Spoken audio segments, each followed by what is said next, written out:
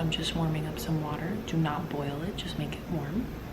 I get these to-go cups from Amazon just because like they're easier. Usually I am on the go. Today I'm not because it's a little early still, but this way no dishes. So first into the cup, some mineral sea salt. I use the Baja Gold brand. It's really good for hydration, and yeah, so a little bit of that. Then some cinnamon for blood sugar balancing.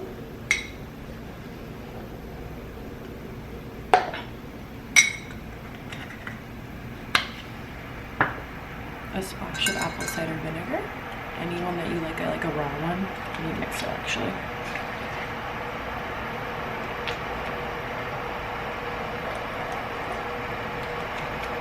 And then I'm going to do half a lemon.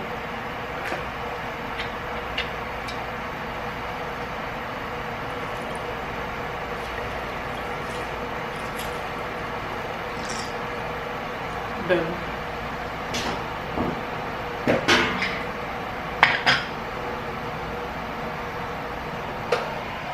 Water is perfect. Into the cup.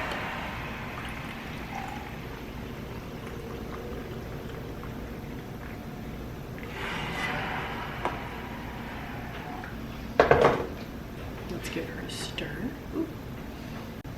We lost me for a sec there. Let's give her a stir.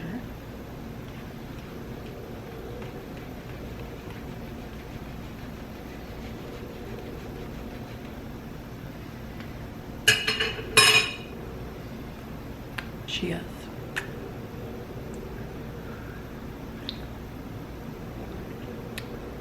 Delightful. Okay, I'm going to sit down now to edit a vlog, get my AirPods chill, and then we are going to get ready. We're going to the Wellness Oasis here in Miami. I'm so excited, and we will talk about it while I'm getting ready so I can finish editing really quick. And BRB. Oh no, you need a fog. Oh yeah, but now my camera's not foggy, so hold on.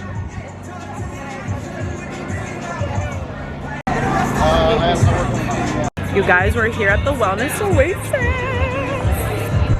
So excited. Didn't sleep last night. Did not sleep last night. We have a full day of panels. It's literally, right now it's 8 a.m. We're going to be here until 7 p.m. Yeah. And we should be, Gabby could be paid to be here, but she decided to pay to be here. I'm so excited. I know what I'm talking about. Look at our view. It's seriously insane. I can't believe that we get to be on the water all day. So I'm gonna go get a coffee at this Nespresso corner, and then we're gonna check out that, and then we're gonna sit over there.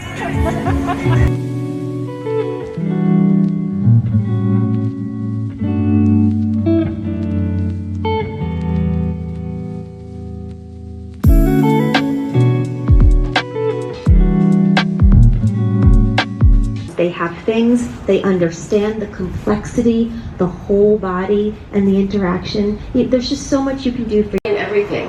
I mean, there's always something to learn every day, and as I said, staying curious is so important, asking questions, because sometimes I catch myself not asking enough questions, and I don't know it all by far. So it's important for me to ask questions and to keep learning about things.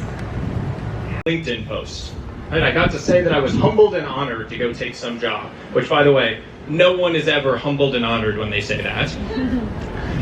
And I started marching down this path, convincing myself that my contentment, my fulfillment, my happiness as a human being was on the other side of something. Some goal, some achievement, some bonus, some promotion, some title. And at every step along the way, as I convinced myself more and more that my happiness was there, I started seeing every other area of my life fall apart. Speak a little bit about your relationship with how you thought about rest during your athletic career, and then now how you think about it as an entrepreneur in your current endeavors. Absolutely. I think Being a professional tennis player when I was really young, there was no such thing as like getting a massage every day, taking time for yourself. Like I was learning new things, right? I was learning the game, life on tour, all of that stuff, and it was always go, right? And I think being on go was cool. Now it's not cool because I'm like, I need a break. Everyone's getting fired today if I don't, you know, have a second to myself. Like it just means something totally different now. When I, you know, first started playing professional tennis, I was 15. I'm 32 now. I've gotten 2 degrees. I've been playing tennis. I've started a business. I've done all these things, which is psychotic and crazy, but it's also, I'm at a point in my life where I have to recognize, like the awareness is so important in terms of, am I reaching my limit? Like, I think one thing we do is like compartmentalizing. That's like really helping. Like when you think of, like for us as athletes and creators, like there's so many boxes that need to be checked day to day, like things that we need to get done.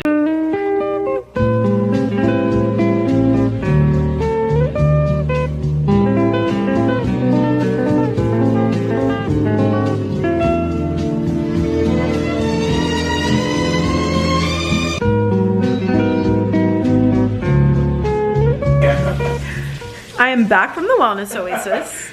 I'm snuggled up in my robe and I was so excited to see my fiance until he started to be so fucking annoying.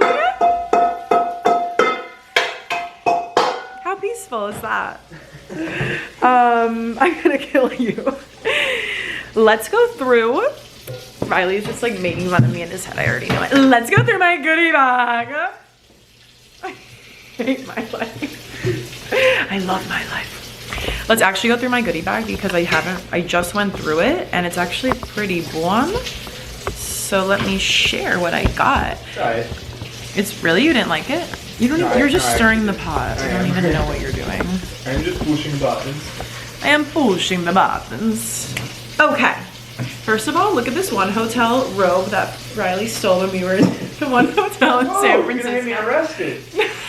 So this vlog is global. I was so upset when he stole the robe because he was taking forever and I was like, you're getting it charged for the robe. Like I was being so annoying. Oh, you're pouring water everywhere. And anyway, so now I wear this robe every day. He hasn't even had a chance to wear it since last February. Correct. Next up, this was the tote. It's actually sick. It's enormous. The only thing is these like raffia bags, like they get all over your pants, but that's my only con. The Wellness Oasis, presented by Chase. Also, it has a Velcro. Love. Okay, first things first. Biome. I tried this at the event. They made a latte with it, and it's just like, it's a daily prebiotic fiber, and I got it in the chai flavor, which the chai is what I tried there, and then I just got the whole bag of the chai for, they were giving them out for free. Next. Laka. Kawaii honey, 100% raw, delish. I'll put this in my coffee tomorrow. Then I got what? What? Latkes, like the Jewish thing? I don't know, not like the Jewish. No, I said it would be better if it was latkes. Okay, potato pancakes.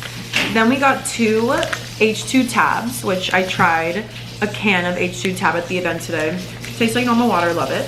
One flavor is raspberry and this one is unflavored. I think I obviously had unflavored today because it was just a can of water. Then we got these fans because it was hot as motherfucking balls out there today. It wasn't really humid, which was good, but it was like my skin was burning off. Ooh. Like I got burned. Let's see these fans. We should have these at our wedding and they should say Chase. Chase? How do you, yeah, it was presented by Chase, like the credit card company.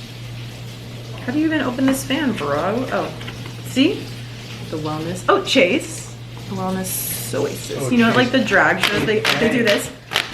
Chase Bank. I was like, who fucks Chase? Who the Why hell? he giving you fans, man? Who the hell's Chase and why is he giving you his fan? Oh no, I broke it. Fuck. Well, Oh shit, let's not have those at our wedding. yeah, fuck off, Chase. Then we got this book, Shoveling Shit. These people, Cass and Mike Lazaro, what? I said I do a whole lot of that. The Peanut Gallery. We have Cass and Mike Lazaro. They spoke today with Sloane Stephens, US Open winner 2017, and Sahil Bloom, who's fucking amazing also. But these two, oh wow, Forward by Gary Vaynerchuk, that's cool. These two, their story is insane. They just sold their company for like $700+ million. And they've been married for so long, have kids in like their 20s. And this whole book is basically, which they mentioned in their panel, like becoming an entrepreneur, like 99.9% of it is literally like all shit. And then the other 1% is like the good part about being an entrepreneur, where obviously you make like $700+ million. But most of the time you're shoveling shit. And they were talking about how our generation, which I think a lot of us know and honestly agree with, like we have such a lower tolerance to adhere to the suffering that goes into being an entrepreneur. And the tolerance is much lower these days. They say there's a lot of coddling, which I can definitely see. And yeah, it's kind of true. I All mean, you people that are looking in the mirror and you're not used to shoveling shit, get the fuck up and work. How so about true. that? My mans used to clean up crime scenes for a It's a living. fact. I literally shoveled shit. So you literally shoveled shit and brains and blood and $35 an hour. I vaginas was ready to splattered fucking across the go. wall and brains and shit. $35 an hour is sick, by the I think way. I was the richest 17-year-old in a blue-collar job. That was much more than my $22 an hour. Any hoots, I'm excited to read this book. I want to buy everyone's fucking book that I met today, so I'll be reading for the next few months. If you don't see me, it's because I'm reading. A cute ass 5-minute journal in yellow. Love this. And then I was just using this on Fuck Your Feet. Can you pass it to me? It comes in this little package on Fuck Your Feet. It's this ball. It really fucking hurts your feet, which is so good. It must mean I have tight feet. I would like to look up the spiritual meaning of that. Pen. They gave us this. I already ate it. A mini chicken apple chomp situation stick. It's not chomps, but you know, meat stick. It was delish. And then Qualia stem cell. I have no idea what this is. Helps your body naturally heal. 15 stem cell activating ingredients. They're capsules of sorts. And then 50% off Ultra, which I don't know what Ultra is. Ultra running. Cool. Code is valid for 1 purchase on up to 4 pairs of shoes. Cool. Love that. So that is the haul. Major takeaways from today. Oh, my camera is blinking right at me. I would say a major takeaway from today was we need to get outside more. We need to be talking to humans more. We need to get uncomfortable. And Comfortable being uncomfortable. yes, shovel some shit. And honestly, take a lot more accountability and personal responsibility. One of the speakers today was Peter Crone, and he was so amazing. Somebody had a specific example they were talking to him about. It was a classic holiday situation. You're triggered by a family member. What does that say about you? Because obviously when we're triggered by something, it has nothing to do with the other person. It's like how we feel about ourselves, which we all know. And Peter Crone was just so amazing in dissecting this. And I'm going to have to like dig deeper into his philosophies, and hopefully he has a book that I can be reading too. But even this girl would say like, oh, you know, and then it triggers you and blah, blah, blah. And he was like, hold on. You're saying it triggers you, not me. So when she was speaking, she should have said like, this triggers me. But he was like, this already shows me that you're not present in this conversation and that you need to be more focused on you. He was just really dissecting it. And he was amazing. But basically, when we're taking this personal responsibility, instead, this girl's situation was with her sister-in-law. And he's like, instead of just making it you versus her or avoiding family altogether, can you create a bandwidth where you both fit in there? And essentially that is made with love. Okay, well, my camera died. So anyway, I know I was talking about Peter Crone, and I don't remember exactly what I was saying, but basically we need to create a lot more love for ourselves and for others. And I know it's so hard, but nobody is ever their best self when they're in a reactive state. So that is something I'm definitely going to work on. And if you guys don't know who that is, please go look him up and listen to him on the podcast. I saw he was actually on Gary Brecka's pod, Ultimate Human, which I'm going to listen to it. So everyone was so amazing. Another huge takeaway from today. Nicole Sachs and Elizabeth Andres Arrigo is now her name. She's the founder of the Wellness Process podcast. They're both amazing. If you don't know Nicole Sachs's story, it is so profound. Essentially, when she was, I think, 19, very, very young, she had a very bad, she blew her, that's not the right word, she threw her back out, and she needed to get like physically carried home from, I think, college, and basically they told her she was never going to be able to like do anything again. They were like, you can't do any type of workout, you can't be in a car for more than an hour, you can't do this, you can't do that, blah, blah, blah. And she was only 19.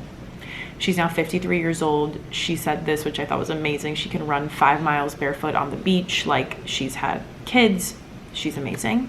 And she attributes a lot of this to what she calls journal speak. It's in her book, another book I will be reading.